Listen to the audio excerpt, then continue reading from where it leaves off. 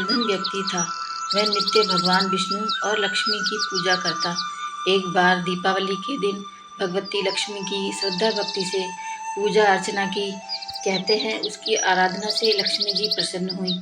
वह उसके सामने प्रकट हुई और उसे एक अंगूठी भेंट देकर अदृश्य हो गई। अंगूठी सामान्य नहीं थी। उसे पहनकर जैसे ही अगले दिन उसने धन पाने की कामना की, उसके सामने धन का ढेर लग गया। वह खुशी के मारे झूम उठा। इसी बीच उसे भूख लगने लगी तो मन में अच्छे पकवान खाने की इच्छा हुई। कुछ ही पल में उसके सामने पकवान आ गए।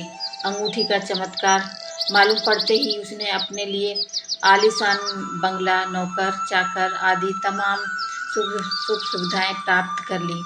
वह भगवती लक्ष्मी की कृपा से प्राप्त उस अंगूठी के कारण सुख से रहने लगा। अब उसे किसी प्रकार का कोई दुख, कष्ट या चिंता नहीं थी। नगर में उसका बहुत नाम हो गया। एक दिन उस नगर में जोरदार तूफान के साथ बारिश हुई। कई निर्धन लोगों के मकानों के छप्पर उड़ गए। लोग इधर उधर भागने लगे।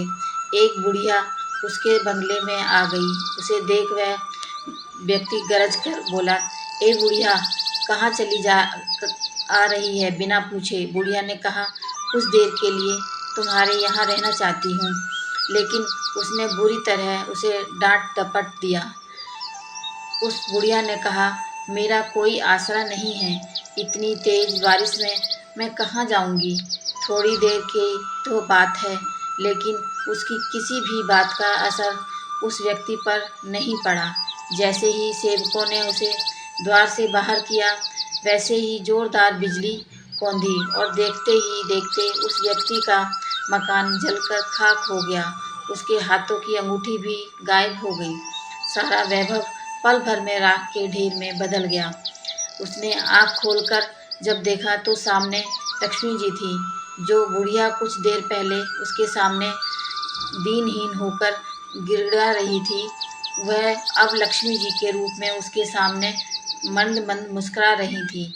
यह वह समझ गया उसने बुढ़िया को नहीं, साक्षात लक्ष्मी जी को घर से निकाल दिया था। वह भगवती के चरणों में गिर पड़ा।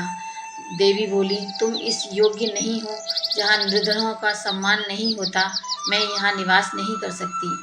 यह कहकर लक्ष्मी जी उसकी आंखों से ओझल हो गई।